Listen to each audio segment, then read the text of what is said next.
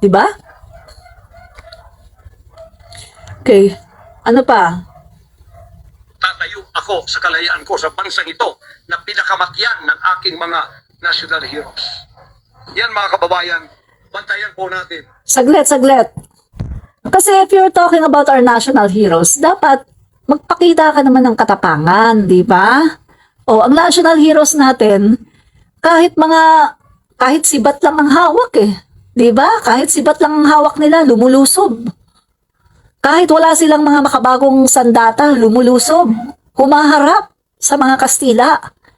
O ikaw, umarap ka ngayon. Ipagtanggol mo ang sarili mo.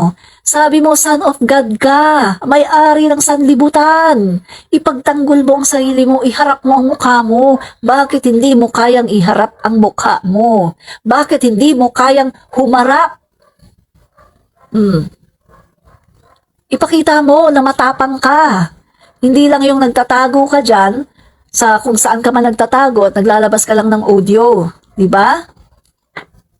Okay, tuloy natin. Hindi po ako magpaparesto sapagkat ako po ay siguradong papatayin. Kasi rendition ang kanila, hindi na po extradition. Kaya wala na akong kalayaan at wala na po akong depensa sa sarili ko, kundi ang Panginoong Diyos lamang. Kung paano itinago ng Diyos si Elijah sa evil woman na si Jezebel nang nagpakain sa kanya ay mga ibon na lang. Ganon din ang gagawin ng Diyos sa akin. Hindi ako ibibigay sa kamay ng masasama pag ganito ang pamamahala. It's an evil and righteous administration. I am telling you that.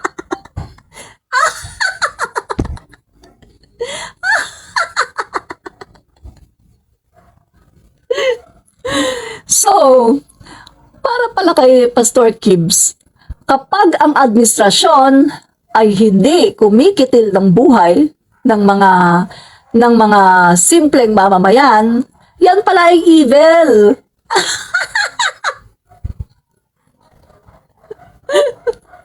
Kasi mga kaibigan, di ba, kita naman natin ngayon, marami nga, sa totoo lang, no, marami nga mga kakamping, mga kaibigan, na nagugustuhan ngayon ang administrasyon. Kasi sabi na, wow, ang administrasyon na to, talagang merong paggalang sa human rights, no? Gumagalang sa human rights, merong sumusunod sa batas, no? Kasi wala nang nakikita yung mga ganon-ganon, yung mga libo-libo na ganyan, tsugihan, wala na. So, nakikita nila maayos na. At nakikita din nila, ang mga press ngayon, malaya, mga kaibigan. At even yung mga bashers, malaya. Malaya, hindi sila nagaganon. Diba? So, talagang bumalik na talaga, mga kaibigan, yung mga nasikil na freedom noong past administration. Ngayon ay talagang bumalik na. Diba?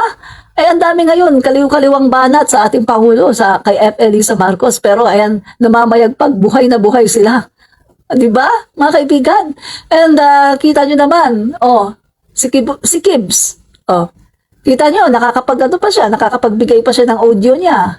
Diba? Nakakapagsalita pa sila ng kung ano-ano sa administrasyon. Diba? So talagang malaya, mga kaibigan. Malaya talaga ang lahat. Andito talaga ang democracy, no? Pero ang sinasabi ni Kibbs, mga kaibigan, wala na daw. Napaka-evil daw ng administrasyon.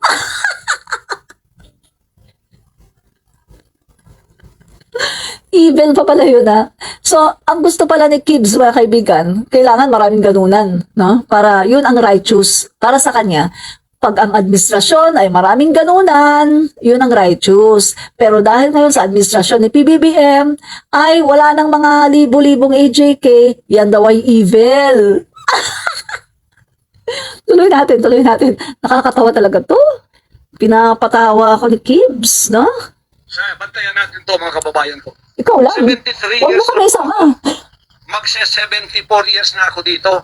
Lahat ng administrasyon na daanan ko na. Lahat ng mga naging pangulo, mula kay Diosdado Macapagal, mula po sa maliit pa ko kay Magsaysay, kay Carlos P. Garcia, kay Diosdado Macapagal, kay Marcos Sr., kay Cory Aquino, pagkatapos kay Ramos, pagkatapos kay Gloria Macapagal, pagkatapos kay Erap, pagkatapos kay Ramos, pagkatapos si Aquino, Noynoy, pagkatapos ang ating Pangulong Duterte. Wala po kaming nadaanan ganito na ginigipit kami sa aming sariling bansa ng mga dayuhan na kasabwat ang ating pamahalaan na aking sinuportahan pa naman noong nakaraang eleksyon. Tandaan mo, President Bongbong Marcos, First Lady Lisa Marcos, pati ikaw, Martin Romualdez, hindi kayo dyan ngayon kung hindi kayo tinulungan ng SMNI at ng buong sangkatauhang Pilipino. Naniwala sila Sorry. sa amin. Sorry, mga kaibigan. Sige. Komentuhan mo natin to.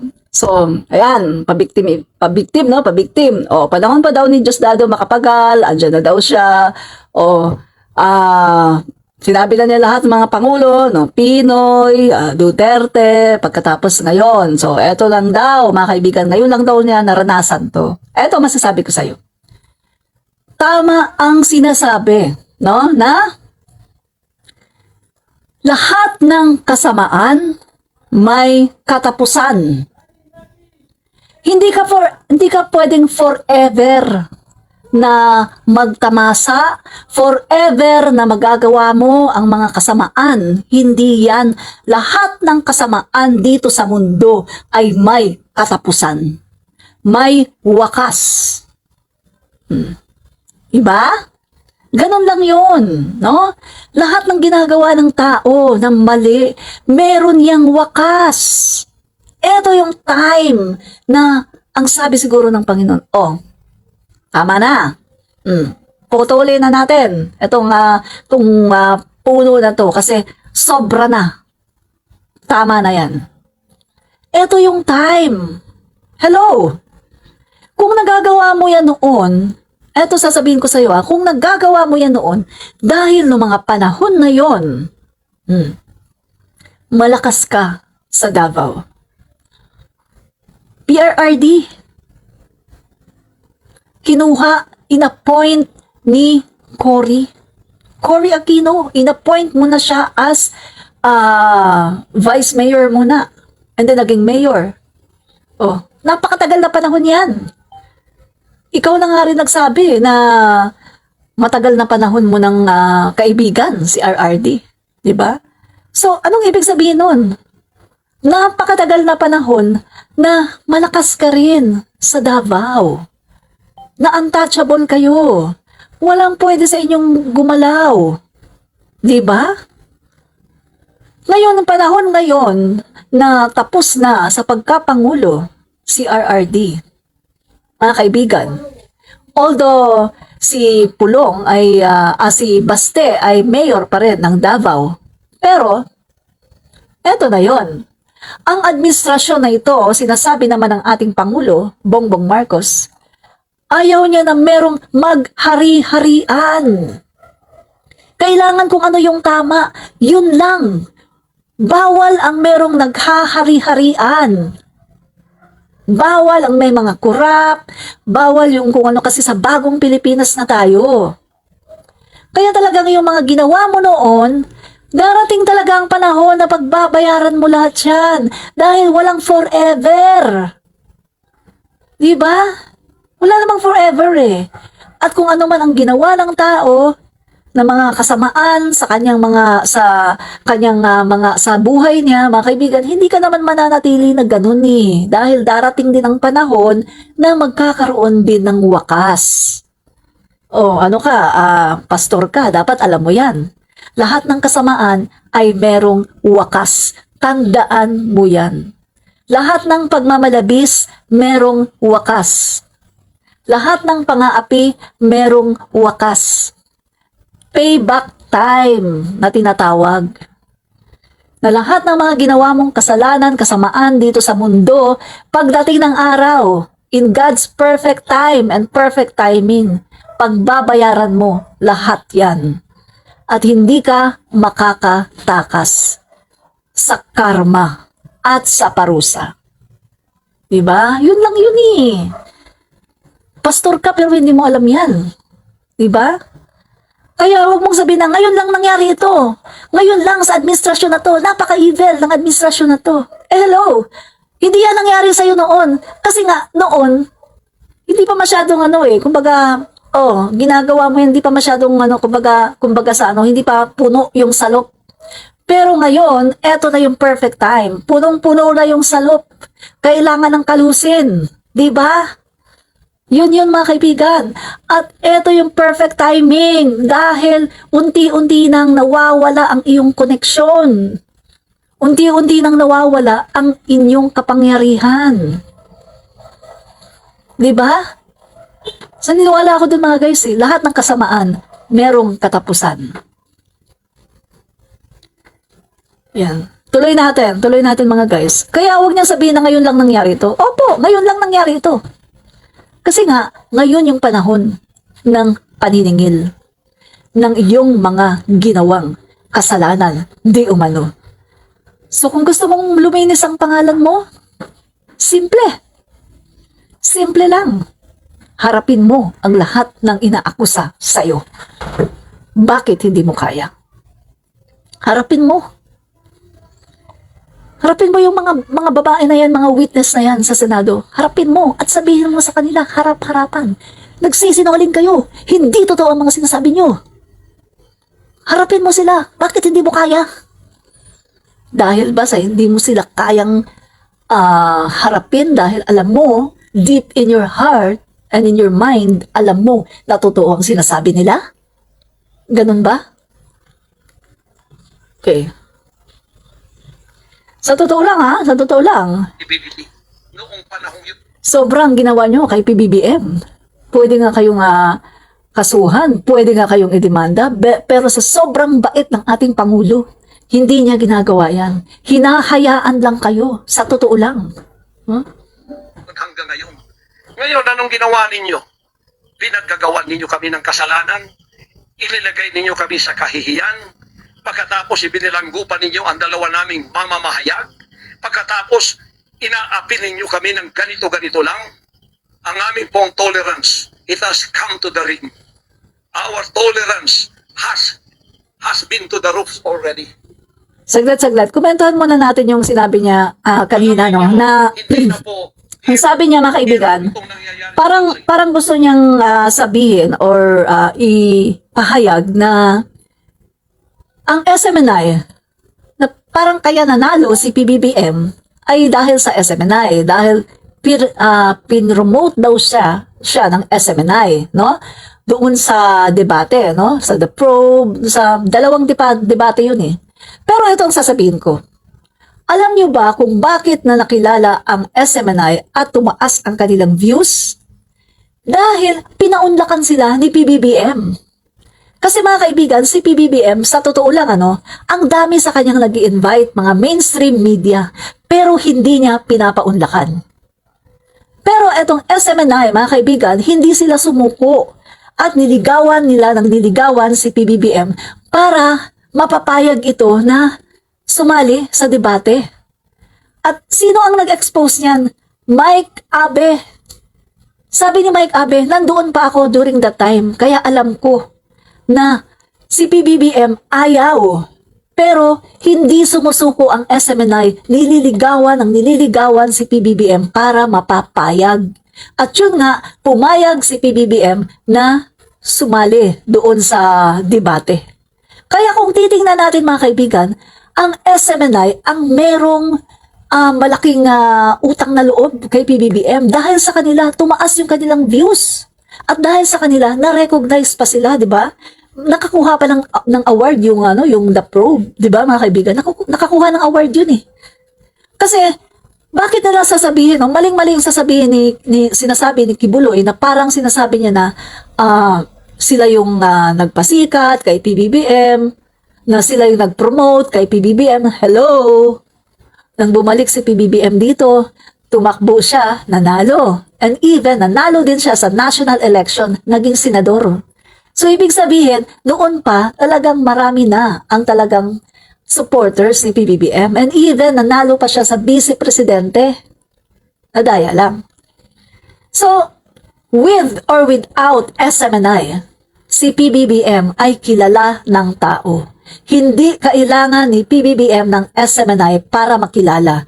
Pero ang SMNI, kailangan nilang makuha si PBBM, maigess nila sa kanilang debate para hindi sila langawin.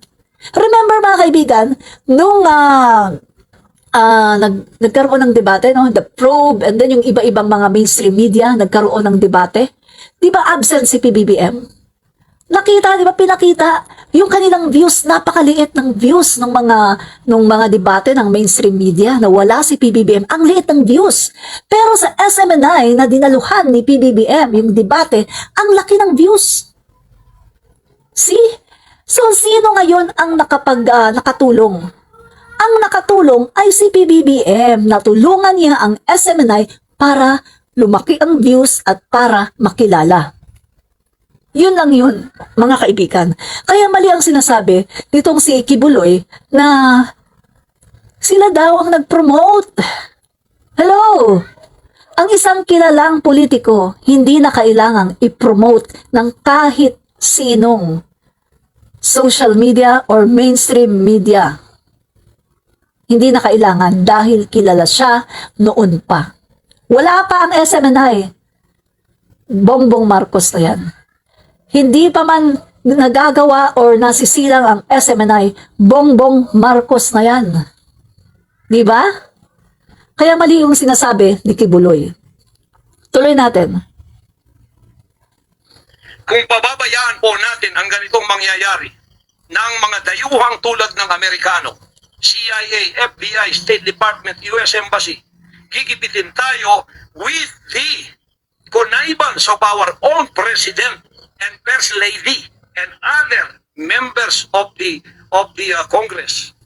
Kung pababayaan natin ito, nangyayari sa isang Pilipinong tulad ko na gumagawa ng kabutihan, trying our very best para makatulong kami, humanitarian, Children's Joy Foundation, dinemonize kami, kinriminalize kami. Biro nyo ginagawa niyo dangerous criminal organization, ang Kingdom of... Patunayan mo yan. Bakit hindi ka humaharap? Patunayan mo na hindi totoo ang mga aligasyon sa inyo. Pagkatapos, nag-ano ka pa, no? Yung kumukuha ka pa ng simpati sa taong bayan, na nagpapabiktim ka at kumukuha ka ng simpatya sa mga tao para panigan ka. Na parang iyong, ang iyong gustong iparating ay, nako, kung ako nga ganito, how much more kayo na mga ordinaryong Pilipino na ganito ang ginagawa, pinagtutulungan ako ng US, kasama pa ang administrasyon ngayon. Ganito ang ginagawa sa atin ng mga Amerikano. Diba? Hello? Kibuloy, wala kaming pakialam sa iyong kaso. Ang kaso mo yan, hindi ng mamamayang Pilipino. Kaso mo yan. Panindigan mo. I-ano mo ang sarili mo, humarap ka sa mga hearing at mag-ano ka doon, ipagtanggol mo ang sarili mo. Huwag kang humingi ng simpatya sa sambayan ng Pilipino. Dahil kaso mo yan. Huwag mo kaming idamay. Ikaw ang gumagawa, ikaw nagpapasasa, di umano.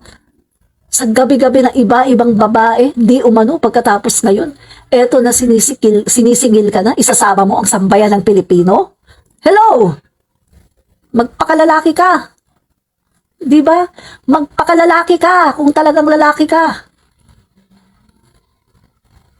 Talagang, so mga kaibigan, tuloy natin ha.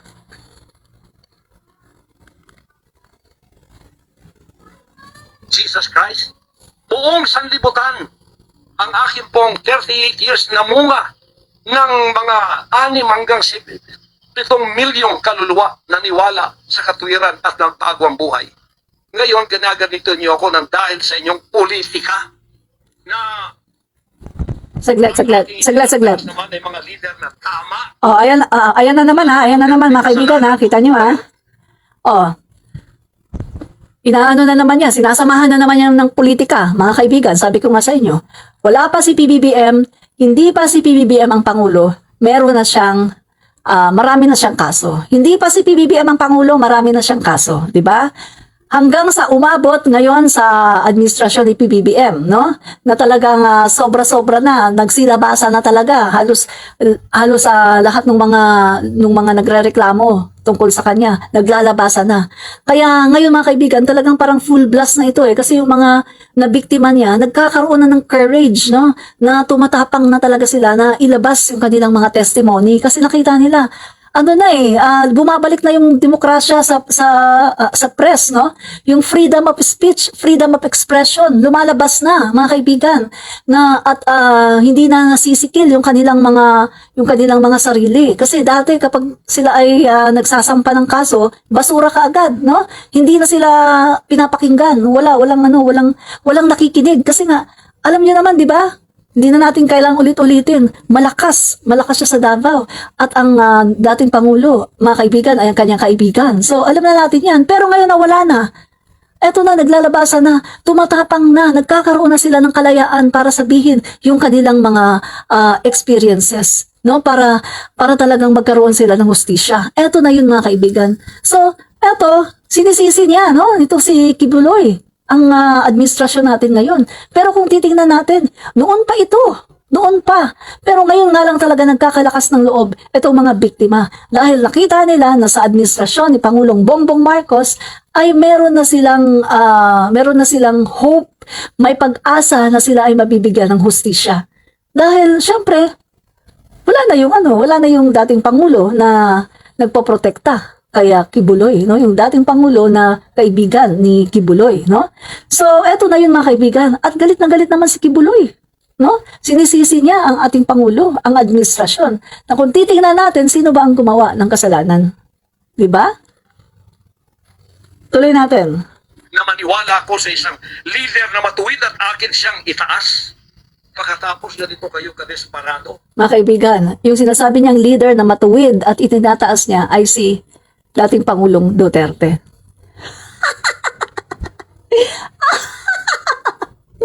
Matuwid. Ang sabi nga ng human rights, merong ilan ba yun? 20K na EJK. Sama-sama na yun sa human rights, mga kaibigan. 20K daw na EJK. Sa Department of Justice naman, 7,400. Sa PNP naman, nasa 6,000 plus. So, ito ba yung matuwid na sinasabi niya? Okay, tuloy natin. Matuwid na pala yun sa kanya. Para ako'y patayin at ang lahat ng aking mga senior leaders papatayin din hanggang yung mga leaders na pwede pang pagkatiwalaan papatayin ninyo. And then you take over all of our properties and compound. Pagkatapos, lilinlangin ninyo ang mga tao. Pagkatapos, magtatayo kayo ng sariling korporasyon. I-incorporate ninyo doon ang lahat ng properties na pinaghirapan, blood, sweat, and tears ng aking mga members all over the world. Tapos, biglang-bigla, Saglit. Tama ang sinabi mo doon, no? Yung pinaghirapan, mga properties na pinaghirapan ng aking mga members all over the world. May tama ka doon. Alam mo kung bakit? Kasi di ba yung mga nagreklamo, mga guys, mga biktima, ang sabi yung isang biktima, ang sabi niya, namamalimos, no? At ang sabi niya mga guys, kapag panahon ng Christmas season, ang kanyang quota ay 1.5 million. Yun ang kailangan niyang ibigay kay Kibuloy. At di umano, kapag hindi niya na hihit yung kanyang target, ay merong torture. Diba? So tama yung sinasabi ni Kibuloy doon na yung kanyang mga properties ay pinaghirapan ng kanyang mga members all over the world. Kasi nga, yung mga members niya, di umano, ay pinapamalimos. Yun ang sabi ng mga ng mga biktima na naghayag ng kanilang mga experiences. Pinapamalimos sila. Biruin mo mga guys all over the world. Kung yun ang lahat ng mga yun ay mamamalimos, aba, kaya pala si Pastor Apollo Kibuloy ay nakapagawa ng napakalaking arena sa Davao. kung ang lahat ng yan, no, mga members na yan, ay nakukuha nila ang mga target nila, yung isa 1.5 million ang target na kailangan ma-hit niya yan at maibigay yan kay Kibuloy. So kaya pala mga kaibigan, napakayaman ni Kibuloy. So tama siya doon sa sinabi niya na pinaghirapan ng kanyang mga members itong mga ari-arian. Kasi yung mga members naman talaga niya ang naghirap nito kasi sila yung di umano ay pinagpapamalimos. Inuutusan na mamalimos nitong ni Kibuloy, di ba? So, mga kaibigan, kung hindi nyo napanood, no, panoorin nyo yung sa Senate hearing, no? Na-share ko yan dito panoorin nyo yung mga testimony ng mga na biktima sa Senate hearing. Panoorin nyo para makita nyo yung mga sinasabi ko ngayon dito, andun yan sa Senate hearing, no? So, tuloy natin, mga kaibigan.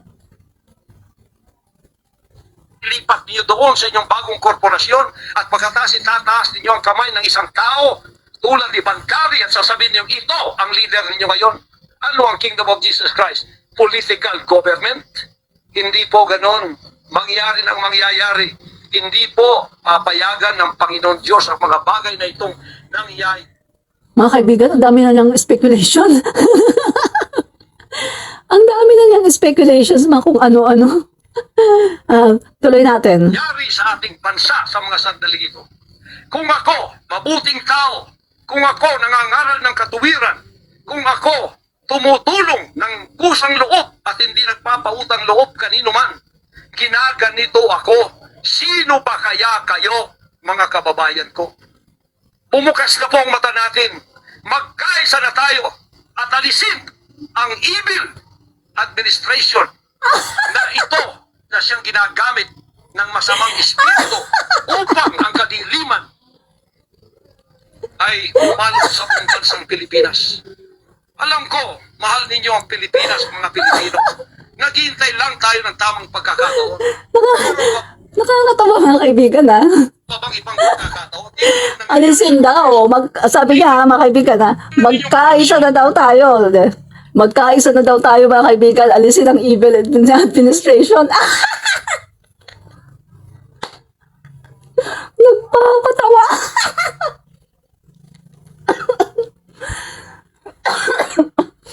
Excuse me. Excuse me, guys. Tawang-tawa talaga ako sa kanya. Magkaisa na daw tayo. Parang ano talaga siya, no, na alisin daw yung evil administration. Hello? Bumuti nga ang administrasyon natin ngayon, eh. Kahit ngayon mga pinklawan, nakita nila na bumuti. Pero dahil lang sa kanyang kaso na matagal na, ha? Dahil lang sa kaso niya na matagal na, mga guys, at ngayon talagang payback time, no? Kasi sabi ko nga sa inyo, wala namang kasamaan na na mananatili, eh. May lahat ng kasamaan sa mundo, may katapusan. Yan ang sinasabi ng Biblia, no? Lahat ng kasamaan may katapusan. Ngayon, kung kumbinsido ka na hindi mo ginawa to, na itong mga paratang sa'yo, di umano, na tungkol sa human trafficking, sa mga panggagahasa, na sa mga ginawa mo na pag-uutos sa mga tao na sa member mo na mamalimos, kung talagang hindi lahat ito totoo, harapin mo. Harapin mo at ipagtanggol mo ang iyong sarili. Yun lang yun. Kasi naniniwala ako na kung talagang wala kang kasalanan, lalabas at lalabas ang totoo. Diba? Yun lang yun. Pero bakit takot ka? Bakit hindi mo kayang harapin ang lahat ng mga ito? Lahat ng mga akusasyon sa'yo, bakit ayaw mong harapin? Harapin mo. Gayahin mo si si Senior Aguila. Gayahin mo si Senior Aguila na hinarap niya ang lahat ng mga akusasyon. Di ba? Gayahin mo. Bakit hindi mo kayang humarap? Harapin mo. Yun lang yun. Kung wala kang kasalanan, etong sasabihin ko sa iyo, kung wala kang kasalanan, andyan ang Panginoon at ikaw ay kanyang ipagtatanggol. Sabi mo, anak ka ng Diyos. Appointed son of God ka. Bakit natatakot ka? Ang pagkakaalam ko, mga kaibigan, ang isang appointed son of God, kung totoo kang appointed son of God, hindi ka matatakot. Di ba? Ang Panginoong Hesus nga nung andito siya noon sa lupa, natakot ba ang Panginoong Hesus? Never! Hindi siya natakot. Lahat ng parusa, tinanggap niya. Son of God, anak siya ng Diyos, tinanggap niya lahat ng parusa sa kanya kahit siya ay blameless, walang kasalanan. Tinanggap niya lahat. Lahat ng mga pagpalo sa kanya, nagdudugo na ang buo niyang katawan, mula ulo, mukha hanggang paa. Pinahirapan siya, inalipusta, dinuraan, sinabihan ng kung ano-ano, tinanggap lahat ng Panginoong Hesus. Kasi siya ang tunay na anak ng Diyos. Hindi peke. Walang takot sa katawan. Ngayon, kung talagang totoong anak ka ng Diyos, patunayan mo na anak ka ng Diyos. Diba? Humarap ka. Alam mo, sa totoo lang kapag humarap ka dyan, sa totoo lang, sasaludo pa ako sa'yo. Sa totoo lang, kibuloy, sasaludo ako sa'yo pag humarap ka dyan. Marerespeto pa kita. Kasi makikita ko na, uy, matapang pala ito. Humaharap siya at kaya niyang ipagtanggol ang kanyang sarili. Diba? Yun ang lalaki. Yun ang tunay na son of God. Pero kung magtatago ka lang dyan, magtatago ka dyan at kung magsasalita ka ng kung ano-ano laban sa ating Pangulo, ay hindi namin nahahayaan yan. Kasi kami rito, kung ano lang ang tama, ipagtatanggol namin ang Pangulo na binoto namin na sinisiraan nyo napakatagal na panahon. Ang Pangulo na walang ginawa kundi kabutihan para sa taong bayan at para sa mamamayang Pilipino, para sa Pilipinas. Pero eto kayo, sinisiraan nyo. Diba? Maging patas kayo. Andyan ka, nagtatago ka, pero ngaw-ngaw ka ng ngaw-ngaw kung ano ang mga sinasabi mo. Kung matapang ka, lumabas ka dyan sa lungga mo at harapin mo ang lahat ng reklamo sa'yo. Ba? Tuloy natin.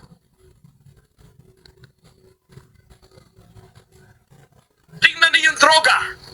Mismong ating presidente, mismong kanyang pamilya, inakusahang druggists, inakusahang mga drug addicts. Wala kayong ginagawa. Mismong Pangulong Duterte na nagsabi niyan. Mismong naririnig natin araw-araw, drugista siya. Pagkatapos, kami pa ngayon ang inaapi-api sa aming paglilingkod. Pagkatapos sila ay mga kriminal na nakaupo dahil may kapangyarihan. Kami ngayon ang liligwakin nila. Hindi ba yan karumal-dumal sa harap ng ating Panginoong Diyos? Hindi ba yan ay isang Eto. Kita nyo na? Kita nyo na mga guys? Sino ang naninira sa ating Pangulo? Kita nyo na? Pero ang Pangulo natin, chill. Kasi alam niya hindi totoo, di ba?